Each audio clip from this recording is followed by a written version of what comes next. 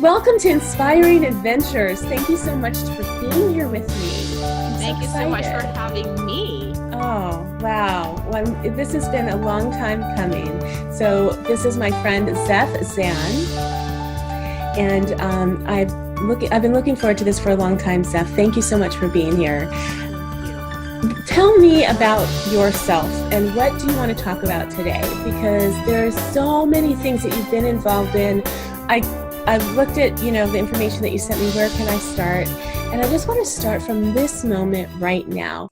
These days, when I describe myself, and I try to keep very easy and simple for people, and I usually try to keep to 3 things. And right now, what comes to my mind are 3 words that would probably describe who I am as a person. And I try to use those 3 words in almost everything that I do or I get involved with. And the 3 words are dynamic. I feel like I have to be dynamic in a business like I'm involved in or the business that I have. I have to be dynamic because I love to inspire people, and I feel that people can do more. In order to do that, I have to stay vibrant, true to myself, the energy I feel that I have to share with people. So I feel like being dynamic is one of the things that is who I am. Mm-hmm. It comes naturally to me, which is really, what should I say, something that I've been paying attention to what people have been telling about me. So these are the words that Zef does not come up by herself. These are the words that I've collected from different people. And I said, oh, really dynamic? What does that mean? And they always say, like, you're with this energy. You're always, on the move. You're always out there trying to help people, inspiring, serving, giving. I was like, didn't think that dynamic would work. Okay, dynamic works for me. Then the other part is I feel that the word D of dauntless meaning that I'm not afraid to take risks sometime and to be different. In the business that we're in, especially in the marketing world, business world, there's a lot of sameness. There's a lot of monotonous because everybody's doing the same thing. Maybe, just the personality is different and all that stuff. And it's hard to be different, but you have to be dauntless to know what you want. And I feel like by keeping that word close and dear to my heart, it teaches me not to be afraid and not to be fearful of taking risks. So I cannot be asking like, oh, I will fail if I'm afraid. I'll try to do this anyway. It's a risk, but do it anyway. And I feel that is just me being dauntless. Like, I'm not going to listen to other people. I'm going to experience it because it's me. So that's the second word. The third word is done. It's a very simple word for some of us. They go like, done, what do you mean done? Like done. I'm like, done, I get the work done. Most people work halfway through and they go like, I give up. It doesn't feel like I need to finish this job or whatever. And I'll just leave it. For me, getting things done is very important because in this world that we live in these days, people usually start something and then they quit because it's easier to quit. For me, all those 3 components will help to achieve what I've set out, and it's basically who I am. Dynamic, dauntless, and done. Yeah. Yeah. So dynamic, dauntless, and done. I can definitely see how people would describe you as those things, especially, I'm not such a done. Like, I don't know if people will be like, yeah, she's done. I know. Like that. I said that word. Come up with that one. Correct. That one has to probably come back with another word. But a lot of things, I like it. When I work with clients or whether I do a project, what I find most people have a challenge with is either to follow through. For me, the word done has got a lot to do with follow up and follow through. Mm-hmm. So follow through your commitments, whether it's a project, whether it's a conversation with a potential client or a conversation with your family members. You just don't start it halfway, but you get things done. And I think in this busy and noisy world that we live in, people always like, just push it away. And people just move on to the next project. And I think it's hard when we're scattered that way. We get things done, have a closure, and then we know where we're heading next. I think that's a healthy way to move forward.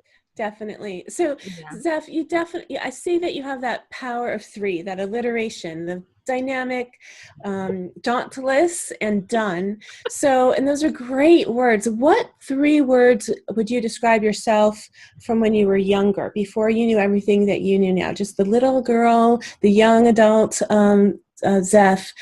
Who are you, from the core? What are the 3 words? I believe, so when I was younger, I'm just going to go back to, I don't know, maybe being a teenager. I think I've always been healthily different. When I say different, not like, oh, she's just weird. It's just like I'm proud to be different. Meaning whether it's I'm of a different culture, I speak a different language, I have a different faith. I kind of take hold of who I am, even though when I was in boarding school, being different was hard, Melissa. Because I was the only girl in my boarding school. I mean, in the Asian culture, in a boarding school, I was the only girl who had Nike shoes. I didn't know what Nike shoes were. Okay, you want to have a Nike shoe? Okay, I'll buy you Nike shoes. And I have all these boys, the senior boarding school boys, they're like, pick on me. I'm like, I really don't care. So you've got to have thick skin. So I think being different, I'm okay with being different. And I think I've approached life in that way. It's okay to be different. And I think the other thing is persistence. I don't know how to quit. It can go either way. Sometimes you're right. We don't know what works better for us or when it's time to quit. But I don't give up easily. Let's put it that way. I'm pretty persistent. Like if I know I've set my mind on something, I'll find a way. I'll find a way how to get there. Even it's tough, even it takes me 2 years, 3 years, it takes a little time. I'm persistent about what I want. I think that's the 2 things that come up right now very clearly. And I think the third thing, if there was one more thing that I'm always about people. I love people. That has come through to now too. Like I love to engage with people who can lift me up. So I've always had a passion for people, whether it's, making friends, networking, or, whoever are my friends, I'll stand up for them. And that's basically the same, the same core of who I am still till today. That's so cool. So what did you want to be when you were that young girl in boarding school when you grew up? What were your first ambitions for life? What did you want to be? So I'm going to share this. Being Asian, being Malaysian, the only things that probably back then, coming from family members, this is, when you're young, people always ask us, family members, friends of your parents, whoever coming, what would you like to be when you grow up? Yeah. And I'll say something like, maybe I'd like to be a lawyer because I talk a lot. Okay. And as I grew older, I'm like, no lawyer for me. So yeah, I think initially I wanted to be a lawyer. And in fact, I started debating for school, and I paid attention to like what kind of, path or skill sets did I need to be that lawyer. And then of course, as I matured and I grew older, I'm like, I cannot possibly be a lawyer. But I totally could see you being a lawyer. I really could be. Oh my gosh, definitely. I've got such a good heart to be a lawyer. I think I won't win my cases. But I think those early stages were lawyer. I mean, back then, in our family, is it lawyer, is it a doctor, and a banker? But at my late dad's deathbed, actually, it was weird because I'm not trying to make it like boo-hoo and stuff, but it was just unusual because this conversation is coming up. It was unusual because we were talking about the same thing. Like my mom was saying, like, oh, she'll grow up to be a lawyer. That's what she wanted to do. And my late dad says, well, she's actually going to be a businesswoman. And I'm like, because my late dad was a banker, and I was surprised he didn't say his daughter would turn into a banker. Thank God. And he just says, no, she'll be a businesswoman. And I'm like, okay. So it just, after a while, it just became that, and I guess it's true. Yeah, became a businesswoman. So you have. To me, it seems that you have an affinity for empowering women. Is that, what brought that on? Why is it that you work so diligently in helping women to grow in their own businesses? So I think it's not only about women. I love empowerment in general. Thank you for saying that. I feel that way too. I don't like to be singled out as a woman. I want to be equal to everybody. Exactly. Exactly, because I'm not saying that I don't love you women out there. I'm a woman. Hey, hello. Same But here. I always, because I'm so connected with humanity. I won't be stepping on some toes or whatever, but I generally love empowerment as a whole. Whether you're a young child, you're a young boy, you're a young girl, I feel each and every one of us can use empowerment in our lives. And that's why the reason I love empowerment is, we said we all have our own life stories, and sometimes those stories will help and guide us to where we need to be. I love empowerment because I don't think as a child growing up, I got much of that. And I've had to learn the hard way in trying to find what is it that empowers me? What is it that empowers me to have this daily struggle, this survival mode? What is it? And as I mature, as I grow up, as I grow up, I never grow up. Right? I realize how empowerment is so crucial to everyone's growth. Yeah. And I said, every one of us, we have a gift of empowerment. It's just a matter whether we want to realize it, number one. Number two, use it to make the world a better place.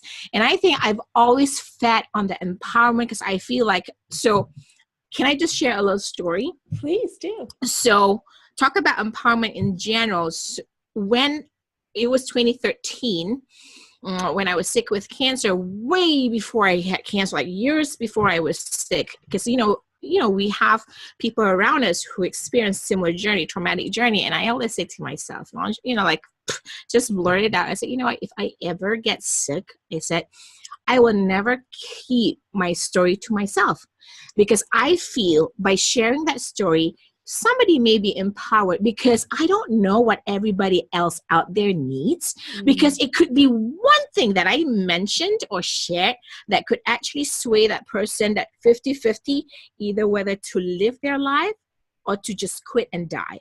You and realized your own influence already at that time. Right?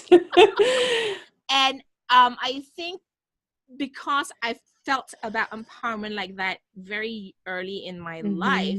So when I was, when I was going through the cancer journey, I had cancer. It wasn't a question of if I should share the story. Yeah. It was a question when I should be sharing the story. And that's exactly what why I love empowerment, because I feel like, everybody is here on this earth for a purpose and a reason, and you have a story to share and tell.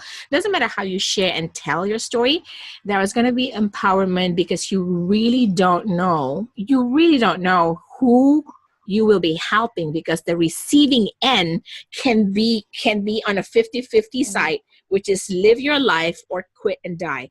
And you never know. Just one thing that comes up from your mouth can really empower the other person to live their life. And you may not know it, but it's going to come full circle. And I think it's very empowering. Oh, that's really good of you. You're a kind-hearted person, because you think beyond yourself, and you always have. I think a lot of that, Melissa, I think it's about, every one of us have our life stories. For me, as a young kid, as a young child, I feel like I was challenged a lot. God doesn't give you what you cannot handle, right? And we grow with those experiences. And I feel really strongly that I think I was given those experiences for a very specific purpose. And then I'll just have to figure out a way how to share it with the world.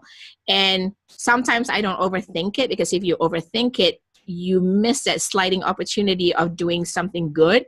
I just follow what I'm supposed to. Like, if at that moment I feel like I'm going to share, there must be a reason why. Maybe somebody's waiting for it. So I feel like empowerment is very important for each and every one of us. If somebody watching didn't know about your story, how would you describe what happened to you with the cancer and with getting started in live streaming? What would you want them to know most? So first of all, that story was my cancer story is a very learning experience, and I always tell people my biggest learning experience from my own cancer journey is you have to be very specific with what you want or what you ask for or what you pray for. And the reason is this. It's tough. I was stuck in fall of 2013, like stuck as a business person, as a person.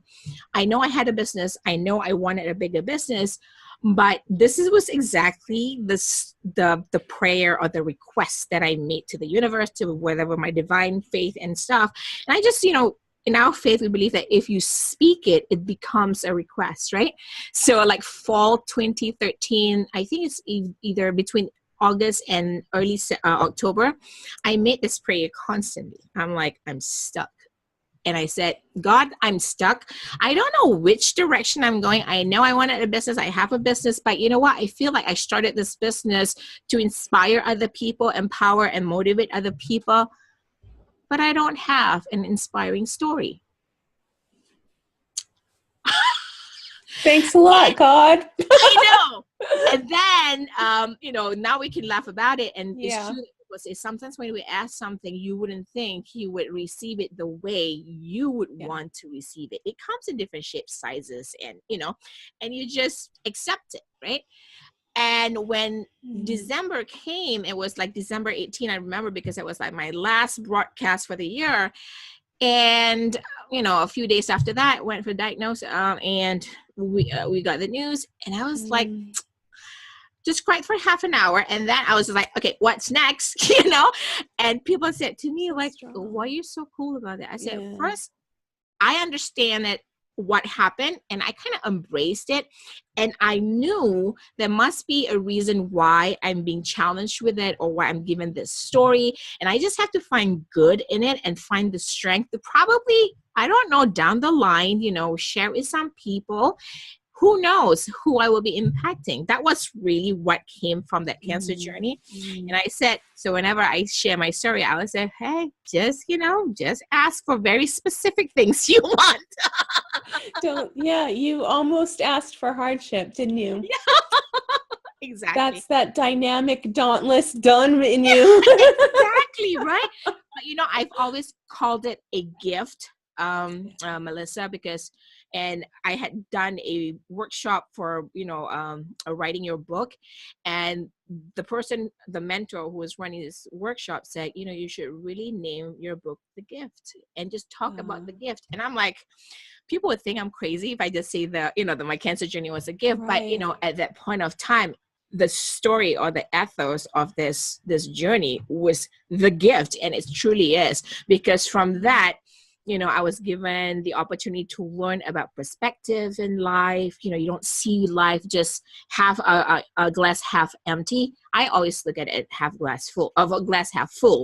So, and every little thing that people whine about, every little thing, I'm like, really? You're whining about this? I'm like, you haven't tasted anything yet, experienced anything yet. So I think it gives me the opportunity to be dauntless and then put things into perspective, and not be a whiner. I always say, thank God for not making me a whiner. So tell me about what your proudest moment has been, and not about overcoming your cancer and doing that, because that's wonderful, but in your business, what has been your baby that you've seen all the way through, that you've gotten done, that you want my listeners and my viewers to know about? So I think my biggest project last year, especially in 2017, was doing a virtual summit or virtual conference that featured over 20 speakers, that I very first time did it by myself and just in-house team. I've worked past summits with like 3 or 4 other team members from around the globe, but this was solely produced by my company, Entrepreneurs That Soar. We did everything in-house this time. So I didn't partner out with anybody, I didn't do any, I didn't do a collaborative effort. Everything was done in-house. And I think for last year, that was my biggest accomplishment business-wise. And we actually put this together in 4 months. And wow, that was a big project for me, because, yes, I've had experiences doing it with other people, but this truly was the one that I produced, I created, I navigated, I spearheaded, name all that words. But that was my This is biggest, your I think, thing. accomplishments last year. Yeah. Yeah, that's wonderful. And how did you measure the success on that? Was it? So the way I measured is, I'm going to be honest, I didn't really meet my monetary goals because, it was just like a learning experience for me to do it by myself. Mhm. But my success came in with, I was able to build my email list. I would say it jumped 20%. And I was very happy with that because the amount of time I took to produce and then market to get an increase in 20% of my existing email list was like, whoa, that was like, oh, I didn't think I could do it. But that was affirmation. So we kind of added up like probably about 500 email lists.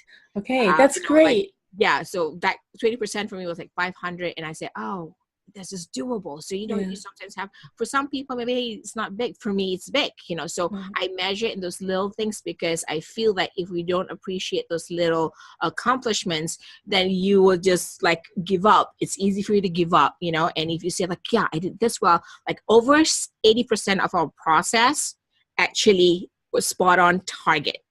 So 20% increase in the email list, that comes to about 500 new emails, and 80% of production, the pre, during, and post-production was spot on. That was good for me. That's great. That's great. I appreciate you answering that in numbers and things that I can understand, because I think it's important for people to realize, to set realistic goals and to understand that when we're talking about what our goals are, it's not always making a lot of money or, or getting a lot of closed deals. It's these little goals that make a lot of sense, that make a difference for us. So people ask, how can you call yourself successful? You're not bringing in tons of money, or you're not, getting these national accounts or whatever. But this is a really different kind of business. Yes. And so building a list is huge. I know how big that is. You have that strategy. And so that was your goal. And so it was very successful. And I'm very happy for you. I was a little bit of a part of that, and it was very exciting for me. So thank you. So it's really neat to see that. So where are you going to, do you have an idea, plan for you're doing next? Yes. Tell me. So where I'm heading this year, I really am focusing on working with experts, and in Asia it's called we call here small businesses, but in Asia we call it SME, which is small medium enterprises. I'm going to focus more on virtual summits, and that's basically where I rock. I know I do well with, and I've done this for ages. It's just a matter of perfecting my process, getting things in. And I know what needed to be done, because in the past, we've worked with teams and everybody has their own, like, okay, let's do this, let's do that. So I had to learn with a team, how to do this with a team. Now that I've had my process down and did the first one last year, and I know this is where I enjoy, something that really makes me happy, and I know I can do it extremely well.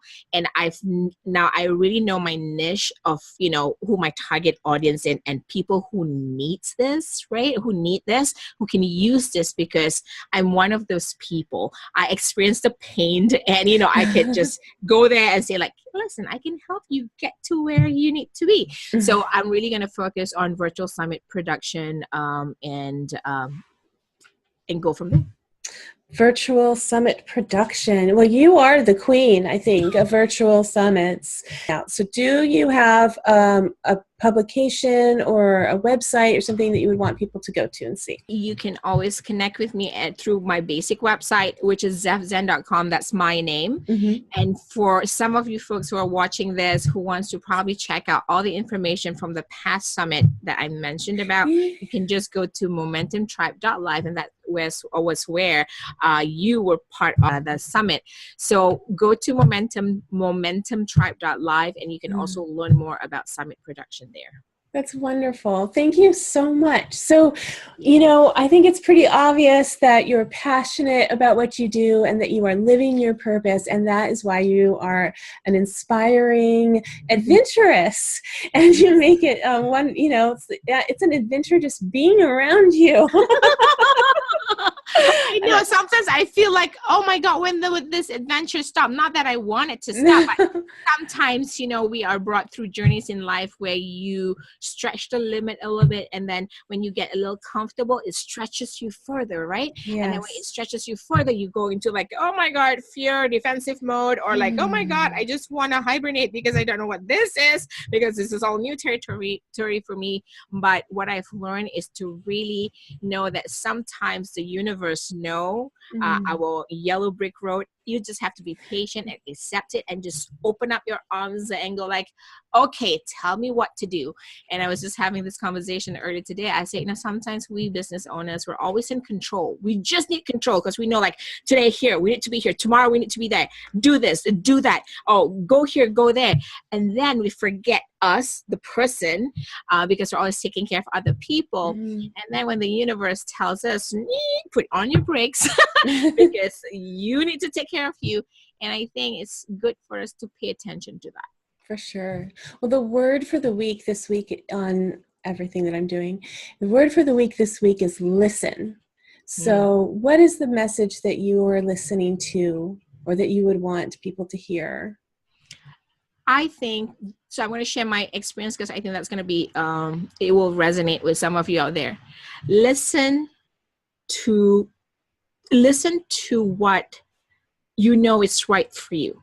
Sometimes it's so noisy out there. I don't know what your time of day is for you that you actually get to reflect or meditate or just be you. For me, it's between 12:30 a.m. and 5 a.m. in the morning. It's that time when we can actually listen and hear ourselves. Like there's this heightened feeling or sensation of like, wow, I'm supposed to do this. Pay attention to those little voices during that time of day that you're very closest to yourself, because that is where that experience of that feeling will actually guide you where you need to be. Number one. Number two is where it will bring you joy and happiness in your life, because we are so busy people, like chicken with no head. We don't take time to reflect. And sometimes when we don't take time to reflect, and I'm experiencing right now, the universe forces you to do it. And you have no choice but to learn how to do it and then reconnect with yourself. So listen to you and those times and what you need to do, because actually, if you are here on earth for a bigger purpose, there'll be times that will allow you to connect to who you truly are.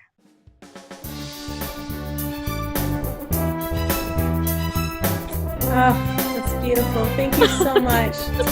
Zef, you are such an inspiration. I really am so glad that I got to know you. Thank you so much for being here with me on Inspiring Adventures. Thank you so much for having me. Well, you take care.